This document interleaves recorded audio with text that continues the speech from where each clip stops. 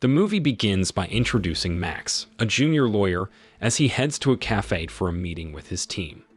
Before the meeting starts, he receives a video call from his wife, Sue, and their daughter, Nancy. They miss him because he's been busy with work and hasn't been able to come home for a month. Inside the cafe where Max is about to have his meeting, another group of people is also gathered for their own discussion. Ellis, the leader of this group, arrives to start their meeting. During Max's meeting, he notices his younger brother, Jerry, who seems to be engaged in an important discussion. When Max greets Jerry, his younger brother tries to distance himself, as if he doesn't want to acknowledge their relationship. This surprises Max because Jerry often visits him at his apartment. Jerry asks Max not to disturb him any further, leaving Max puzzled about Jerry's behavior, especially since they are close. Later, Jerry lies to his group, claiming that he doesn't know Max well, merely mentioning that Max gave him his business card some time ago. Roxy, a member of Ellis's group, approaches Max and asks for his business card, saying she might need legal help in the future. On that night, Max was occupied with his work, and he couldn't go back home. He had to stay in the office to finish his tasks. His wife, Sue, understood that Max had been working hard lately. While Max was still at the office, trying to meet his deadlines, Sue heard the doorbell ring. It was Jerry, Max's younger brother. Sue and their daughter, Nancy, were delighted to see Jerry, but their happiness turned into shock when they saw that Jerry was covered in wounds. Suddenly, a stranger appeared and tragically shot Jerry right in front of Max's wife and daughter. The following morning, Max was in the middle of a client meeting when Detective Santiago and his team arrived to deliver the devastating news about Jerry's death, Sue's murder, and Nancy's disappearance. Max, overwhelmed with grief and panic, interrupted his meeting and followed Santiago to the police station to gather more information about his family. At the police station, Max was questioned by the authorities. He wore a look of sadness and anger due to the loss of his family. The police had not yet identified the culprits behind the horrific crimes. Santiago, empathizing with Max's situation, met with the junior lawyer and pledged to help him find those responsible for the murders and Nancy's abduction. On another occasion, Max was escorted back to his apartment by a female detective named Vargas. As he entered his apartment, Max was met with a scene of chaos and bloodstains. He couldn't help but shed tears when he saw a picture Nancy had drawn. Suddenly, a man named Dio, who was one of the killers, tried to silence Max and demanded that he stay quiet. After a struggle, Max managed to break free from Dio's grip. Surprisingly, Dio had no intention of harming Max. Instead, he revealed that Jerry, Max's younger brother, was an aspiring police officer who had been killed after being discovered while infiltrating a criminal gang. Dio also handed Max a key to Jerry's secret warehouse, where Max could find information about Ellis, the mastermind behind his family's murder. Upon hearing this shocking information, Max rushed out of the apartment through the back door, heading towards Jerry's secret warehouse. Detective Vargas, who had become suspicious when Max didn't leave the apartment, decided to follow him. When she arrived at Max's apartment, Vargas didn't find Max but encountered Dio instead. She shot him because he had aided Max's escape. Injured, Dio then detonated a grenade he had prepared earlier, causing an explosion that destroyed Max's apartment and killed them both. Meanwhile, Max had reached Jerry's secret warehouse near the harbor. Inside, he discovered various items belonging to Jerry and evidence of his involvement in a human organ trafficking syndicate led by Ellis.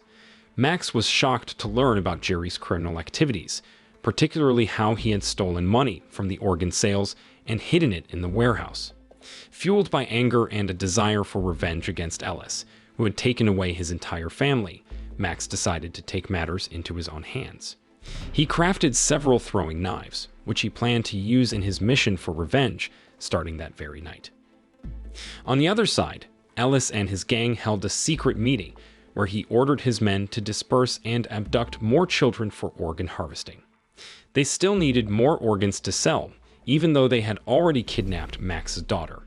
In a fit of frustration over the money Jerry had hidden, Ellis took out his anger by torturing a man to death. His henchmen, accustomed to such brutality, stood by without intervening. After the meeting concluded, Ellis and his crew prepared to leave. However, when they reached the parking lot, one of Ellis's henchmen, Mike, discovered a flat tire on his motorcycle, which was secretly sabotaged by Max. Ellis offered to give Mike a ride home and instructed another henchman, Tommy, to take Mike's motorcycle to a repair shop. Tommy followed orders but stopped to urinate in the middle of the road, where Max, driving a car, ambushed him with a throwing knife he had prepared earlier. Max also attacked another henchman with a machete, killing him. On a different day, Ellis became increasingly frustrated over the money Jerry had hidden, with no leads to find it. Shortly after, some of Ellis's henchmen brought in a man named Ray, who had willingly come to meet Ellis, lured by the promise of money quickly. Ray, brimming with confidence about becoming wealthy, behaved arrogantly, even putting his feet up on the table, which annoyed Ellis. Ellis grabbed a cleaning cloth and a piece of plastic, spreading them out in front of Ray. Meanwhile, Roxy retrieved a sharp object from a box brought in by a man in a yellow shirt and used it to kill Ray. After Ray's death, his body was placed on the plastic, and Ellis's henchmen immediately prepared to harvest his organs. On a different day, Max found himself behind a car driven by one of Ellis's henchmen named Juan. Frustration welled up within Juan as Max was driving slowly in front of him. After several impatient horn honks, Max finally stopped his car on a quiet street. Irritated, Max maneuvered his car beside Juan's. He attacked Juan through the open car window with a throwing knife. Max didn't care about the pedestrians who witnessed his actions and ruthlessly struck Juan, ensuring his target was dead. He also took Juan's phone. The following day, Max returned to Jerry's warehouse to store Juan's car and track Ellis's location using Juan's phone. Max set up a trap in the warehouse for Ellis's henchmen, who would come looking for Juan. Then he went alone to Ellis's headquarters, pointing a gun at Ellis and demanding information about Nancy's whereabouts. Ellis refused to cooperate, and Junior, one of Ellis's henchmen, secretly attacked Max from behind, causing the lawyer to lose consciousness. When Max woke up, he was tied up, and Junior, the guard, was heating a wire to torture Max by piercing his finger. Junior revealed that he had been involved with Sue before killing her. Max endured the pain and anger, unable to move his bound body. Shortly after, Ellis and his right-hand man, Big John, arrived to stop Junior's torture. Ellis wanted Max alive to extract information about the money Jerry had hidden. After gathering the vital information, Ellis swiftly took Big John and Roxy with him to head for Jerry's warehouse. Meanwhile, Junior received orders to guard the headquarters, ensuring Max couldn't escape. Later, while Junior was dozing off, Santiago, who had been lurking nearby, emerged and pointed a gun at Junior's head. He then brought him into the room where Max was held captive. Max, now free, made Santiago faint to prevent the detective from interfering with his plan to confront Junior. Simultaneously, Big John and Roxy were already at Jerry's warehouse, searching for the hidden money. Eventually, Big John discovered the cash in a bag hidden within a box. He seemed delighted by the find, but Roxy began to suspect something was amiss when she noticed the bag of money was connected to a long wire linked to a grenade. She attempted to warn her partner, but before she could utter a word, Big John pulled the bag, triggering an explosion within the warehouse. Meanwhile, Ellis, who was waiting in the car, was taken aback as Jerry's warehouse suddenly went up in flames. Max's plan had succeeded in eliminating Ellis's top two henchmen. Back at Ellis's headquarters, a now conscious Santiago found himself inside a car. Inside the headquarters, Junior appeared lifeless, tied to a chair with his abdomen exposed. Ellis, upon discovering this, started to panic, realizing he had underestimated Max. As Max led Ellis to an old factory, intentionally luring him, the confrontation intensified.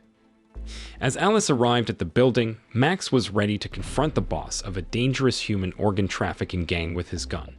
But Santiago showed up just in time and urged Max to trust the authorities to investigate his family's murder instead.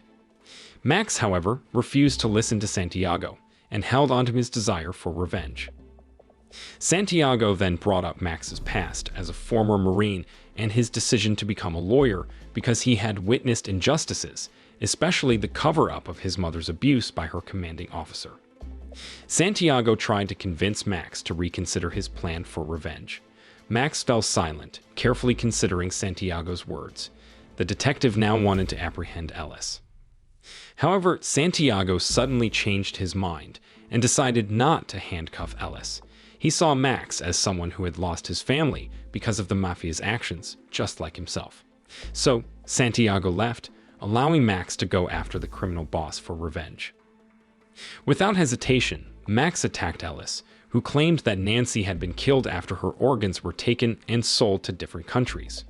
Although Ellis resisted, Max eventually overpowered him. To satisfy his thirst for revenge, Max picked up a spiked baseball bat and used it to fatally beat Ellis. A few days later, the news about Ellis's body being found in a factory had spread to various news outlets, including television. Even the chief of police knew about it. Santiago wanted to help Max cover up what he had done, so he suggested that Max leave the country for a while. In the movie's final scene, Santiago returned to his hometown in Mexico to spend time with his family. But then he got a sudden message from Max, who had become a hitman to seek justice. Max asked for information about the criminals he wanted to take down. Santiago was excited to help and gave Max the names of the criminals still on the run and where to find them. Moral lesson from the story: when life throws knives at you, don't throw them back, and always trust the detective who knows the difference between justice and revenge.